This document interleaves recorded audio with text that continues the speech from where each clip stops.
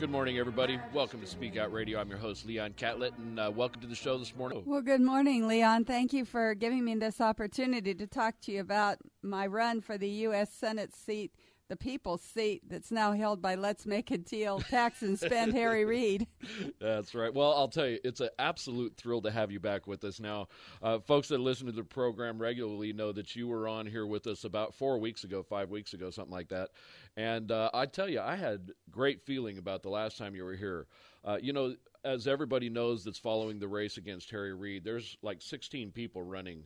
Oh, there's 12. And now, 22 altogether. There were 12. There are 12 Republicans, 22 altogether when you count the independents and the Democrats that have jumped in. Right. Well, there's a great opportunity to take out Harry Reid, and we see people wanting to take advantage of that opportunity. And I think that's exactly the huge point and why so many people potentially did get into this race, because most folks feel that Harry Reid's going down one way or another.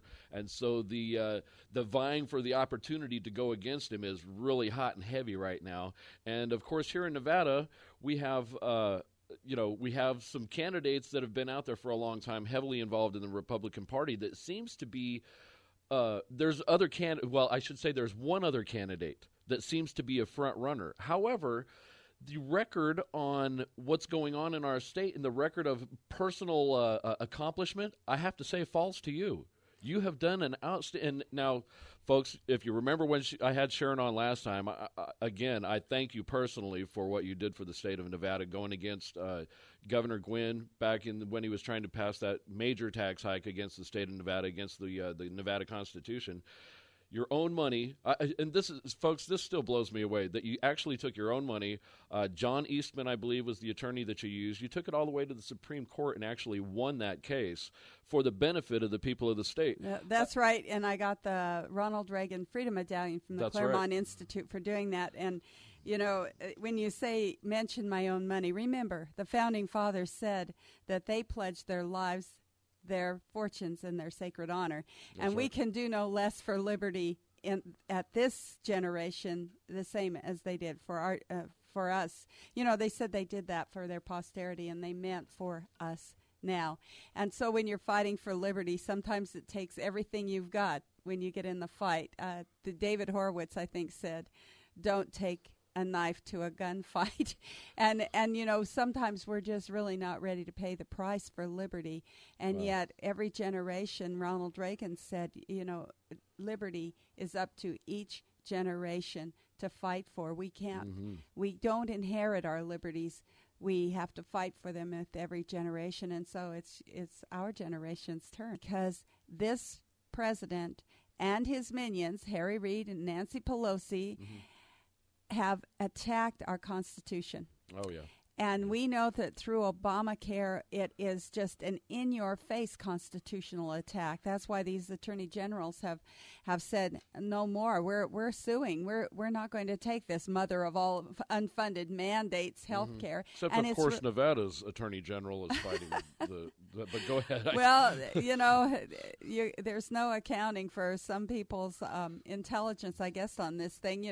We really need to look at the Constitution and what it says, and never before in the history of the United States have we mandated that people buy a product against their will, and if they don't, they're fined for it. It is just incredible to see what's in this bill, and those attorneys general are completely right. They took an oath of office just like the rest of us have taken that oath of office to uphold and defend the Constitution, and by golly, that's what they're doing. What's the difference between me and 12 others? Yeah, what sets you apart? And like I said, I could answer a lot of things myself, but in your words, what sets you apart from the rest of these folks? Simply the record. I was constitutionally conservative before it was fashionable. All of a sudden, everyone now is a constitutional conservative, and that's why I say to folks, don't read my lips. Don't believe what I say. Read the record. Right. And as you know, that pretty well takes the field out right there. Nine folks in this race do not have a record, including whatsoever. Right, including one of the front runners. There is no record of actual legislation, voting, how they will perform under pressure. Right. There are some other things that are kind of on the outside of those records that you say, boy, that's a little bit disconcerting. Why do they give money to Democrats? Why, No, and I've seen some why of do they maybe not what live you're in the talking state? about. Those kinds of things. A little back and forth, right? Right. So there are those kinds of things that are going on within that nine group. Mm-hmm. But the real basic difference is they have no record. You're going to just have to trust them, believe what they're saying, because there is no way that you can go to what they've done and believe that. Right. The other three of us who do have a record, my record is so strongly, consistently conservative that even my enemies, my detractors, the people that say, I never vote for you and will not support you. You'll see this next week. I had an interview with Jim Rogers, and he says, I will not vote for you. I will not support you. But, Sharron, I have to admire you because you are consistent. I know you won't make any backroom deals. And the way that he knows that is my record. And, Sharron, I was going to hold off to say this, but I have to say you are absolutely my favorite candidate running against Harry Reid right now. Now, and I was going to hold off on saying anything. Now, I have to be honest. I've been in contact with Sue Loudon's campaign for quite some time, or, off and on in contact with him. They keep telling me, well, we can't show up there, and we can't show up then, and we can't show up then. And even if we could show up, you're only going to get 5 or 10 minutes. Quite honestly, if there's only going to be 5 or 10 minutes, I'm really not interested because that's basically just a commercial for somebody, and we can't get into any kind of issues or whatsoever.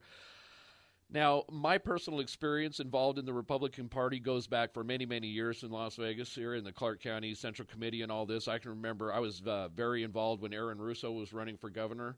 I seen what the core Republicans did to Aaron Russo and his candidacy. I've seen what they've done to other really good, strong conservative candidates in the Republican Party here in Nevada. And quite honestly, it's my personal opinion that the Republican Party the central core of the Republican Party basically shot themselves in the foot this last presidential cycle in an effort to keep Ron Paul from having any kind of momentum in our state. I'm wondering, because now, and I probably shouldn't say a whole lot. My personal opinion is that Sue Loudon is the anointed or the darling of the core Republicans. She has been involved in the party for many, many years. I know that back the last state convention that we had, where was nominating for the presidential election, there was quite a big deal about that. The state convention was shut down early, and a lot of folks are saying that it was because of a fellow that came in from the national committee, Greenspan, that actually was the contributing factor to why our state convention just basically fell apart. But a lot of folks put those blames right on the steps of Sue Loudon. Now, I don't, obviously you don't need to say anything against her. Your candidacy, your campaign, your record and everything, you don't have to say anything about anybody else. Your record holds on its own. You're an outstanding candidate. Just like you've said, you look at your voting record, you've done a fantastic job. I personally, and I know that recently Mark Levin come out and endorsed you. He's a national talk show host. I'm just a little local talk show host here. I'm thinking you have my endorsement also.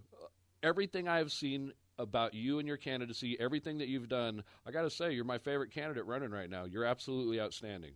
Thank you so much, Leon, and that's quite an honor, and really quite an unexpected honor to have that endorsement. My message is that we have the right contract with America, and that's the Constitution. Don't be looking anyplace else. If we can get back to our Constitution, we have the right contract. We can stand there firmly and know we're on the good ground. We're on the high ground. We have the right message for America, which is lower taxes, less government regulation, more individual freedom, and stop the spending. And we can do that through a very simple process of just paying it back, pay back on the deficit. We've got about $1.1 trillion in stimulus, TARP, and unspent appropriations that we can pay back with. Cut back on the spending, and take back our country through those things like audit the Fed. Finally, we have the right angle to defeat Harry Reid. That's Sharron Angle, SharronAngle.com, and I want your vote. Thank you so much, Leon, for having me on the show.